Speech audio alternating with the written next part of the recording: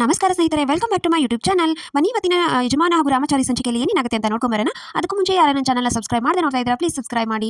ಹಿಂದಿನ ಸಂಚಿಕೆಯಲ್ಲಿ ಝಾನ್ಸಿಗೆ ಚಾರು ಹಾಗೆ ರಾಮಚಾರಿ ಇಬ್ರು ನಿಜ ಹೇಳ್ತಿರ್ತಾರೆ.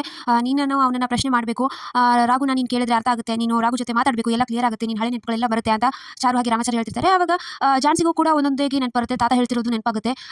ಇವನು ಇಂಪಾರ್ಟೆಂಟ್ ವ್ಯಕ್ತಿ ನಿನ್ನ ಲೈಫಲ್ಲಿ ಇದ್ದಾನೆ ಅಂತ ರಾಗುನೇ ತೋರಿಸಿ ಮಾತಾಡ್ತಿರ್ತಾನೆ. ಅವಾಗ ಸಡನ್ ಆಗಿ ಇದೆಲ್ಲ ನೆನಪಿಸ್ಕೊಂಡು ಜೋರಾಗಿ ಕಿರ್ಚಿ ಬಿದ್ದುಬಿಡ್ತಾಳೆ ಝಾನ್ಸಿ. ಈ ಥರ ರಾಘು ರಾಮಚಾರಿಗೆ ಕಾಲ್ ಮಾಡಿ ಕೇಳ್ತಾನೆ, ಏನು ಮಾಡ್ಕೊಟ್ಟಿದ್ದೀರಾ ನೀವು, ಯಾಕೆ ಈ ಥರ ಮಾಡ್ತಾ ಇದ್ರೆ, ಸತ್ಯ ಹೇಳಬಾರ್ದು ಅಂತ ಗೊತ್ತಿದೆ ಅಲ್ವಾ ಅಂತ ಕೇಳ್ತಾ. ಇಲ್ಲ, ನಾವೆಲ್ಲಾನು ಅವಳಿಗೆ ವಿಡಿಯೋ ತೋರಿಸಿ ಆ ಥರ ಏನು ಸತ್ಯ ಹೇಳಿಲ್ಲ, ಎಲ್ಲ ಸೂಕ್ಷ್ಮ ರೀತಿಯಿಂದ ಹೇಳಿದ್ದೀವಿ, ನೀನು ಬಂದು ಮಾತಾಡು, ಎಲ್ಲ ಒಳ್ಳೇದಾಗುತ್ತೆ ಅಂತ ರಾಘುನ ಕರೆಸ್ತಾರೆ.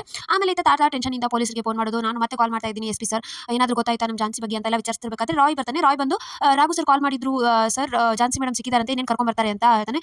ಹೌದಾ, ಈಗ ಎಷ್ಟೊಂದು ಖುಷಿ ಆಗ್ತಾ ಇದೆ ಈ ಮಾತು ಕೇಳಿ ಅಂತ ತಾತ ಕೂಡ ಖುಷಿ ಆಗ್ತಾನೆ. ಈ ಥರ ರಾಘು ಮನೆಯಲ್ಲಿ ಪಕ್ಕದ ಮನೆ ಪಂಕಜ ಬಂದಿರ್ತಾಳೆ, ಸಕ್ಕರೆ ಇಸ್ಕೋ ನೆಪದಲ್ಲಿ. ಝಾನ್ಸಿ ವಿಷಯ ಏನಾಯ್ತು, ನಿಮ್ಮ ಸೊಸೆ ಬಂದ ಏನು ಅಂತ ಕೇಳ್ತಿರ್ತಾಳೆ. ಅದಕ್ಕೆ ರಾಘು ದೊಡ್ಡಪ್ಪ ಆಗಿದ್ದಾನೆ ಬಂದು ಬರ್ತಾಳೆ, ಅದಕ್ಕೇನಾಗಿದೆ, ಸ್ವಲ್ಪ ಮರು ಆಗಿದೆ ಅಷ್ಟೇ, ಬಂದೇ ಬರ್ತಾಳೆ, ಝಾನ್ಸಿನ ನಾವು ಎಲ್ಲರೂ ಒಪ್ಕೊಂಡಿದ್ದೀವಿ, ಈ ವಿಷಯ ಕೇಳಕ್ಕೆ ಇಲ್ಲಿ ಕೆಟ್ಟ ಬಂದ್ರ ಅಂತ ಎಲ್ಲ ಅವಳನ್ನ ಹೇಳಿ ಕಳಿಸ್ಬಿಡ್ತಾರೆ.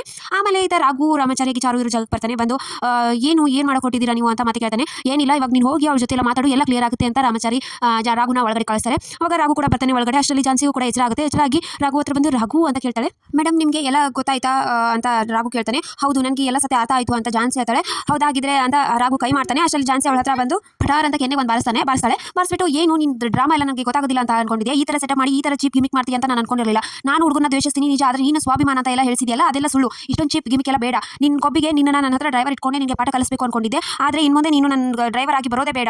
ಆದರೂ ನಿನ್ನ ಮನೆಯವ್ರನ್ನ ಒಟ್ಟಿನಲ್ಲಿ ನಾನು ಯಾವುದೋ ರೀತಿ ಒಂದರಲ್ಲಿ ಬುದ್ಧಿ ಕಲಿಸ್ತೀನಿ ಅಂತ ಝಾನ್ಸಿ ಅವನಿಗೆ ವಾರ್ನ್ ಮಾಡಿ ಅಲ್ಲಿಂದ ಹೊರಟೋಗ್ತಾಳೆ. ರಾಘು ಬೇಜಾರಾಗ್ತಾನೆ. ಆಮೇಲೆ ಅನಿಕಾ ರಾಘು ಯಾಕೆ ನನ್ನ ಹತ್ರ ಬಂದು ಕೇಳಿದಾನೆ ಅಂತ ಯೋಚನೆ ಮಾಡ್ತಿರ್ಬೇಕಾದ್ರೆ ಪಲ್ಲವಿ ತಾನು ಮಾತಾಡಿರೋ ಸುದ್ದಿನ ಕೇಳಿಸ್ಕೊಂಡಿರೋದು ನೆನಪಾಗುತ್ತೆ. ಹೌದಾ, ಪಲ್ಲವಿನೇ ಹೋಗಿ ಹೇಳಿರೋದಾ, ಇವಾಗ ಪಲ್ಲವಿಗೆ ಮಾಡ್ತೀನಿ ಅಂತ ಹೇಳಿ ಪಲ್ಲವಿನ ಕರೆದು ಒಂದು ರೂಮಲ್ಲಿ ಕೂಡಾಕ್ಬಿಟ್ಟು ಅಲ್ಲಿ ಆಲ್ರೆಡಿ ಮೆಣಸಿನಕಾಯಿ ಕಾಟೆಲ್ಲ ಹೊಗೆ ಎಬ್ಸಿರ್ತಾಳೆ. ಅವಳನ್ನ ರೂಮಲ್ಲಿ ಕೂಡ ಹಾಕಿ ಕರಿ, ಇವಾಗ ನಿಮ್ಮನ್ನ ಹೀರೋ ಅಲ್ವಾ, ಹೀರೋ ಬಂದು ಕಾಪಾಡ್ತಾನೆ ನಿಮ್ಮನ್ನ, ಕರಿ ಇವಾಗ ಅಂತ ಅನಿಕಾ ಹೊರಗಡೆ ನಿಂತು ಹೇಳ್ತಿರ್ತಾಳೆ.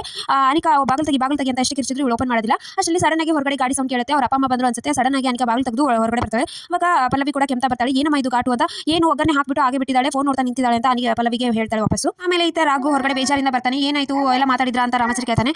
ನಿಮಗೆ ಝಾನ್ಸಿ ಬಗ್ಗೆ ಗೊತ್ತಿದ್ದು ಈ ತರ ಪ್ರಯತ್ನ ಮಾಡಿದಿರಲ್ಲ, ನಾನು ನಿಮ್ಗೆ ಏನು ಹೇಳಬೇಕು ಅಂತ ಗೊತ್ತಾಗ್ತಿಲ್ಲ ಅಂತ ನಡೆದನ್ನೆಲ್ಲ ಹೇಳ್ಬಿಡ್ತಾನೆ. ಅವಾಗ ಹೌದಾ, ಇವಾಗ ನಾವೇ ಎಲ್ಲನೂ ಅವ್ಳಿಗೆ ಹೇಳ್ತೀವಿ, ಬನ್ನಿ ಕೂತ್ ಮಾತಾಡೋಣ ಅಂತ ಹೇಳಿ ರಾಮಚಾರಿ ಹೇಳ್ತಾನೆ. ಬೇಡ, ಅದೆಲ್ಲ ವ್ಯರ್ಥ ಪ್ರಯತ್ನ, ಅವ್ರು ಏನು ನಂಬೋದಿಲ್ಲ, ನಾನೇ ನಿಮ್ಮನ್ನ ಕಳಿಸಿದ್ದೀನಿ ಅಂತ ತಿಳ್ಕೊತಿದ್ದಾರೆ ಇವಾಗ ಅಂತ ರಾಘು ಹೇಳ್ತಾನೆ. ಹಾಗಿದ್ರೆ ನಾವೇ ತಪ್ಪು ಮಾಡ್ಬಿಟ್ವಾ ಇದನ್ನೆಲ್ಲ ಹೇಳಿ ಅಂತ ಚಾರು ಹೇಳ್ತಾಳೆ.